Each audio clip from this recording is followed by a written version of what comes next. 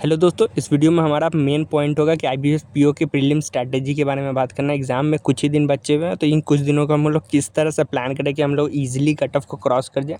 Main agenda होगा हमारा कि मॉक्स कैसे देना है, कि अब हम कुछ दिन बचे हुए तो मॉक्स किस तरह से देना है, कैसे एनालिसिस करना है। फिर फोकस एरिया कौन कौन सा होगा जहाँ पे अच्छे मार्क्स आ सकते हैं। जैसे मैंने जहाँ पे फोकस करके मुझे अच्छे मार्क्स मिले थे, हाउ टू गेट 60+ मार्क्स, तो मेन टारगेट हमारा 60+ ही होना चाहिए। डेफिनेटली पिछला साल तो 50 से भी नीचे चला गया था घटा, पर हमारा जो मेन टारगेट होना चाहिए 60+ होगा। यदि आप उससे थोड़ा कम भी आप जनरली कट ऑफ जाएगा तो आप टेंशन फ्री रहोगे, तो आप 55, 57, 58 तक भी आप पहुंच गए तो आप आराम से मेंस की तैयारी के लिए बारे में सोच सकते हो।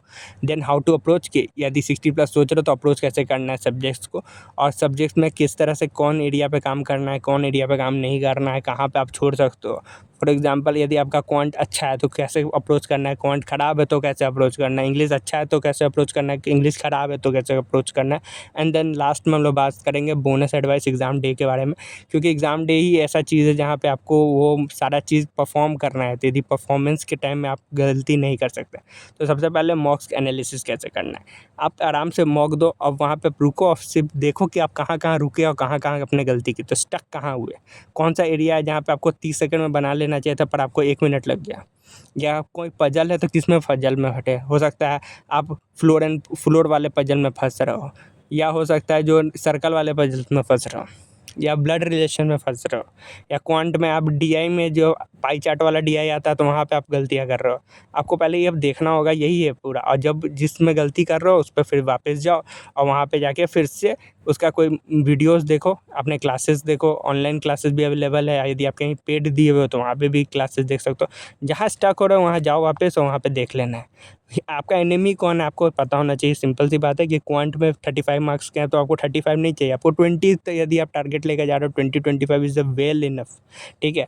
उससे ज़्यादा आपको सोचना नहीं है। तो आपको एनिमी कौन है, आपके क्वांट अच्छा है तो ठीक है, आपका रीजनिंग अच्छा है ठीक है, पर आपका ख़राब क्या है। जो ख़राब है उस पे अभी आप फोकस नहीं होगा, क्योंकि अभी आपके लास्ट टाइम में आप उसको अच्छा नहीं कर सकते, है ना। यदि आपका इंग्लिश ख़राब है तो इंग्लिश ख़राब है तो वो आपका एनिमी है। तो आपको मेन फोकस करना है कि इंग्लिश में तो मेरा 15-20 ही नंबर ला पाएंगे, मेरा मेन नंबर आएगा क्वांट और रीजनिंग पे, तो उस पर कैसे अप्रोच करना है, ये पॉइंट है। तो अब अपना जो मार्क्स है, जो 25-25 लेना है, हमको 10 मार्क्स ही लेना है इंग्लिश से। या मेरा क्वांट ख़राब है तो हम क्वांट से तो 12-14-15 ही लेंगे, बाकी मार्क्स हम यहाँ से लेंगे। सिंपल। आपको और ज़्यादा नहीं सोचना, ये नहीं सोचना कि अब हम इसको अच्छा करेंगे, इतना कम दिनों में नहीं होने वाला। अब बात करते हैं 60+ मार्क्स कैसे लाया जाए। 60+ मार्क्स लाने के लिए जो मेन फोकस होगा कि रीजनिंग में आपको 1 मार्क्स का करना है, देन पजल करना है, क्योंकि पजल में आप स्टक हो सकते हो एकदम। तो पहले 1 लाइनर करना है, फिर पजल करना है। देन क्वांट में आपको भी वही 1 लाइनर करना है, फिर डीआई करना है। सिंपल। 1 लाइनर आपको हेल्प करेगा अच्छे मार्क्स लाने में, और फिर डीआई आपको हेल्प करेगा। तो यदि आपकी अर्थमेटिक ख़राब भी है तो आप ईजिली वहाँ पे मार्क्स ले आओगे, आपको कोई टेंशन नहीं होगा, आप आराम से वहाँ पे मार्क्स ला सकते हो। अब इंग्लिश में आप आराम से 1 लाइनर भी बना सकते हो, देन आरसी बनाते हो। जो मैं फॉलो करता हूँ कि पहले मैं 1 लाइनर से मार्क्स ले आता हूँ, फिर आरसी में लगता हूँ, क्योंकि आरसी में स्टक होना जा सकते हैं और थोड़ा समय लग जाता है इसलिए। यदि आपका इंग्लिश बहुत अच्छा है तो मेरे बहुत सारे दोस्त हैं जो इन्वर्स करते हैं, पहले आरसी में नंबर ले लेते थे और उसके बाद 1 लाइनर बनाते थे। तो जो आपको अच्छा लगता है आप मॉक में ट्राई कर लो। आपका इंग्लिश कैसे है उस पर डिपेंड करता है। यदि आपका इंग्लिश बहुत अच्छा है, आपको कोई टेंशन नहीं है, आप आरसी में भी पहले ही कर लेना चाहते हो कर सकते हो। तो इसमें ऐसा कोई नियम नहीं है, पर रीजनिंग और क्वांट में तो पहले 1 लाइनर ही करना ही है। मतलब इसमें कोई इफ एंड बट नहीं है, आपको 100% वही सबसे अच्छा अप्रोच है।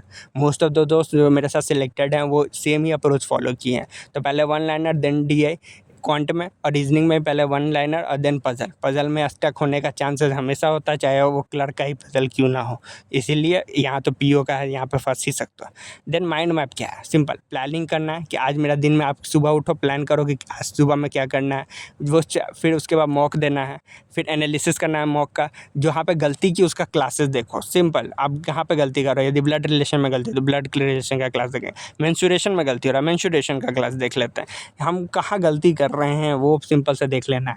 फिर उसके बाद रिवीजन करना है। रिवीजन सबसे इंपॉर्टेंट है। आपने 2 दिन पहले क्या गलती की वो आज रिवीजन हो जाना चाहिए। आप एक पेज में अपना लिख लो कि यहाँ पे हम कोई मेन पॉइंट जहाँ पे हम गलती कर रहे हैं। जैसे मान लो, जैसे मैंने बताया कि आप फ्लोर एंड जो फ्लैट वाला क्वेश्चन है वहाँ पे गलती करो, तो उसका कुछ पॉइंट्स लिख लो कि यहाँ पे 1 अबव में कितना होगा, 2 का डिफरेंस में क्या होता है, सिंपल। आपके पास रिवीजन के लिए पॉइंट होने चाहिए।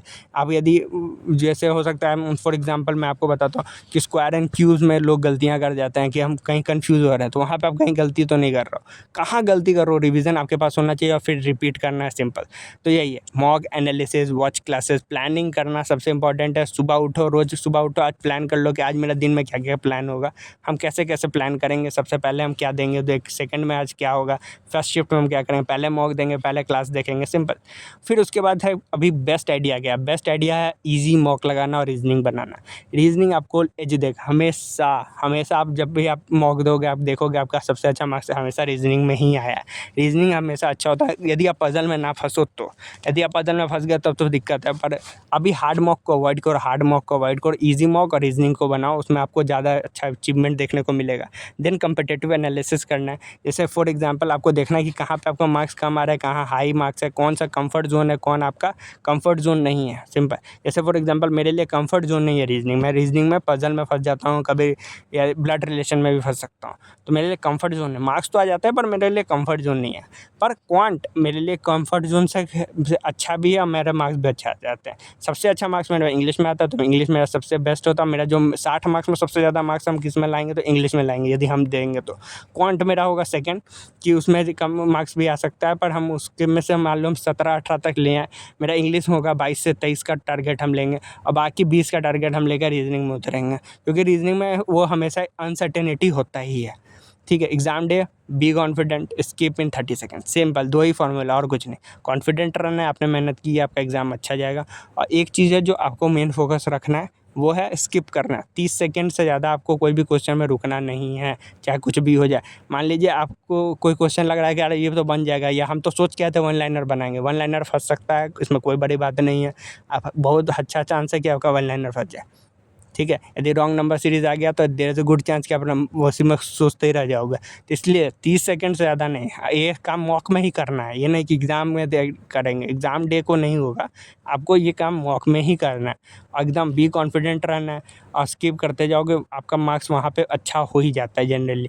क्योंकि यदि जो लोग स्टक करते हैं जिनका भी एग्ज़ाम ख़राब आता है, वो नॉलेज से ख़राब नहीं हो रहा है, नॉलेज आपके और मेरे में सब में सेम ही है मोर और लेस। प्रॉब्लम बस यही है कि मैं एग्ज़ाम देने जाऊँगा तो मेरा अप्रोच ये होगा कि यदि हम एग्ज़ाम में फंस रहे हैं तो भाई ये क्वेश्चन हार्ड है, इसको छोड़ो, आगे बढ़ो, हमको बस 8 नंबर लेना है, हमको यहाँ पे साबित नहीं करना कि वन लाइनर ही से होगा। ठीक है, और कुछ लोग हैं जो आप सोचते हैं कि 30 सेकंड दे दिए हैं, 45 सेकंड दे दिए, 1 मिनट दे दिया, आप तो क्वेश्चन को सॉल्व कर ही के जाएंगे, ये गलती करते हैं। ये क्वेश्चन का गलती नहीं करना है, आप आराम से क्वेश्चन बना लोगे, आप बस स्किप कर लो, आप आगे के क्वेश्चन जाओ, वहाँ पे आप हो सकता है आपको थोड़ा कोई ईजी मिल जाए, वहाँ पे मार्क्स उठा लो। ठीक है, हो सकता है आपको और ईजी क्वेश्चन मिल जाए, इसलिए ये आइडिया हमेशा रखना, कॉन्फिडेंट रहना है। और कम मार्क्स भी आएगा तो आप आराम से निकल जाएगा, क्योंकि 55-60 भी बहुत अच्छा मार्क्स होता है यहाँ पे। आशा है आपको ये वीडियो ज़रूर पसंद आई होगी। यदि आपके पास कोई भी सवाल है तो प्लीज़ कमेंट कर दीजिए, मैं ज़रूर उसका जवाब दे दूँगा। अपना बहुमूल्य समय देने के लिए धन्यवाद। Thank you.